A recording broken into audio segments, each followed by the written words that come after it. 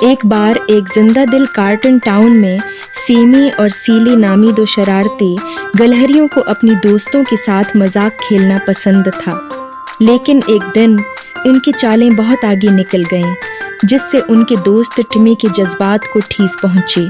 اپنی اعمال کے اثرات کو محسوس کرتے ہوئے وہ پشیمان ہوئے۔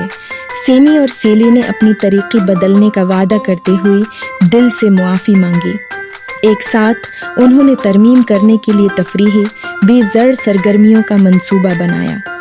ان کے دوستوں نے انہیں معاف کر دیا اور ان سب نے مہربانی اور ہمدردی کی اہمیت کو سیکھا۔ کہانی کا اخلاق: مذاق پر مہربانی کا انتخاب کریں، کیونکہ سچی دوست ایک دوسرے کے جذبات کا خیال رکھتے ہیں۔